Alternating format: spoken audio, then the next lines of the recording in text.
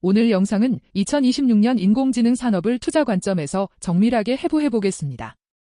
많은 분들이 누가 더 똑똑한 모델을 만들지에 집중하시는데요. 2026년에는 그보다 더 중요한 변수가 있습니다. 바로 전력과 냉각, 그리고 칩과 메모리 공급, 그리고 규제입니다. 쉽게 말해 만들 수 있느냐보다 실제로 돌릴 수 있느냐가 중요해졌습니다. 그래서 오늘은 돈이 어디로 흐르는지, 그리고 어떤 기업들이 그 흐름에서 유리한 위치에 있는지를 단계별로 정리해 보겠습니다. 2026년 인공지능 산업을 한 문장으로 정의하면 이렇습니다. 수요는 커지지만 공급망의 현실이 수익을 결정한다. 여기서 공급망이란 전력과 냉각, 고대역폭 메모리 같은 핵심 부품, 그리고 첨단 패키징 같은 제조 역량입니다. 그래서 투자도 두 갈래로 나눠서 봐야 합니다. 첫째, 인공지능 수요를 실제 매출과 이익으로 바꾸는 기업. 둘째, 그 수요가 폭증할 때마다 병목이 되는 영역을 공급하는 기업입니다. 최근 한 달 동안 나온 전망에서 가장 중요한 숫자는 투자 규모입니다. 2026년에 인공지능 관련 기업들의 설비 투자가 5천억 달러 이상으로 커질 수 있다는 관측이 나왔습니다. 이 말은 단순히 장밋빛이라는 뜻만은 아닙니다. 투자 규모가 커질수록 시장은 더 냉정해집니다. 그래서 2026년의 키워드는 성장이 아니라 성과입니다. 이제는 인공지능이라는 단어만으로는 주가가 유지되기 어렵고 실제로 돈이 벌리는 구조가 증명돼야 합니다. 시장 분위기도 바뀌고 있습니다. 2026년 인공지능 투자를 이야기할 때 투자자들이 대형 기술주만 바라보는 게 아니라 에너지와 인프라 쪽을 같이 보기 시작했습니다. 이유는 간단합니다. 데이터 센터가 늘어날수록 가장 먼저 부족해지는 게 전력이고 그 다음이 냉각과 부지입니다. 즉, 인공지능은 소프트웨어 산업을 넘어 거대한 산업 인프라 산업으로 확장되고 있습니다. 2026년의 가장 현실적인 병목은 전력입니다.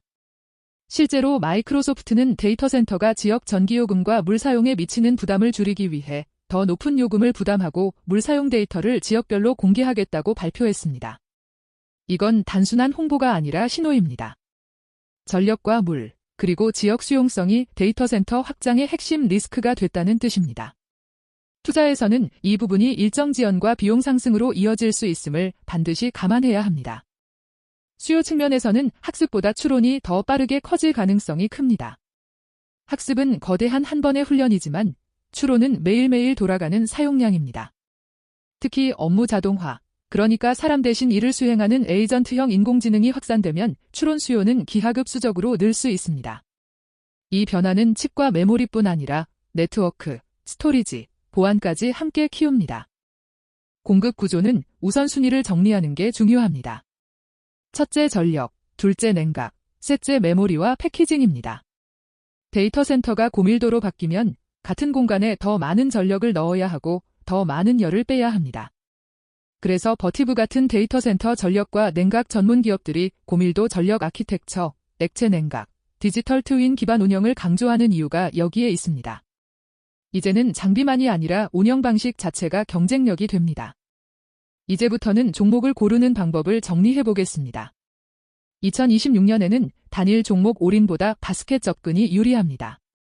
이유는 병목이 여러 개이고 변수도 많기 때문입니다. 저는 5개 바스켓으로 나눠서 보겠습니다. 첫째, 인공지능 반도체와 네트워킹. 둘째, 고대역폭 메모리와 패키징. 셋째, 클라우드 인프라와 데이터 센터 서비스. 넷째, 전력과 냉각 인프라 장비. 다섯째, 엔터프라이즈 도입과 보안입니다. 첫째, 바스켓은 인공지능 반도체와 네트워킹입니다. 여기서는 기술 이야기보다 숫자를 먼저 봐야 합니다. 인공지능 수요가 크다는 말은 누구나 합니다. 하지만 중요한 건 그 수요가 분기 매출로 찍히고 있는가입니다. 또한 추론이 커질수록 네트워크 병목도 같이 커집니다. 그래서 반도체만이 아니라 네트워킹까지 같이 묶어봐야 합니다. 이 바스켓에서 숫자로 존재감을 보여주는 기업으로 브로드컴을 볼 수 있습니다. 브로드컴은 인공지능 반도체 매출이 빠르게 증가했고 다음 분기 인공지능 반도체 매출을 82억 달러 수준으로 제시했습니다. 여기서 핵심은 성장률 자체보다 가시성입니다. 시장이 2026년에 원하는 건 과거 실적보다 앞으로의 매출 경로가 더 명확한 기업입니다. 다만 이 바스켓은 리스크도 큽니다. 대표적으로 미중 정책 변화입니다. 고성능 인공지능 칩은 수출 통제와 승인 조건 같은 정책 변수에 민감합니다. 또한 특정 대형 고객 비중이 높을수록 수주가 늘 때는 빠르지만 줄 때도 빠릅니다. 그래서 인공지능 반도체와 네트워킹 바스켓은 성장주처럼 보이지만 실전에서는 비중 관리가 특히 중요합니다. 둘째, 바스켓은 고대역폭 메모리와 패키징입니다. 인공지능은 계산만 빠르다고 되는 게 아니라 데이터를 얼마나 빠르게 먹여주느냐가 성능을 결정합니다. 그래서 고대역폭 메모리가 핵심 병목이 됩니다. 그리고 2026년에는 메모리를 만드는 것뿐 아니라 그 메모리를 어떻게 묶어서 안정적으로 공급하느냐, 즉 패키징 역량이 경쟁력을 좌우할 가능성이 큽니다. 이 바스켓에서 체크할 기업으로 마이크론 테크놀로지를 들 수 있습니다. 최근 실적 발표에서 인공지능 수요가 메모리 업황을 자극하는 흐름이 강조됐고 설비 투자와 현금 흐름 지표도 같이 제시됐습니다. 여기서 투자자 입장에서는 두 가지를 함께 봐야 합니다. 첫째, 수요가 확실한가, 둘째, 그 수요를 맞추기 위한 투자로 재무 부담이 과도해지지 않는가입니다. 또 하나의 상징적인 움직임은 SK하이닉스입니다. 최근 발표에서 약 19조 원 규모의 첨단 패키징과 테스트 투자 계획이 언급됐습니다. 이 흐름은 단순히 메모리 증설이 아니라 패키징과 테스트까지 포함한 전체 공급 능력 확장이라는 점에서 의미가 큽니다. 2026년 이후 고대역폭 메모리 경쟁은 생산 능력만이 아니라 패키징 병목을 누가 해결하느냐로도 갈릴 수 있습니다. 다만 메모리 산업은 구조적으로 사이클이 있습니다. 수요가 좋아지는 구간에서는 기업들이 투자를 늘리고 그 투자가 몇 분기 뒤 공급 과잉으로 돌아오기도 합니다.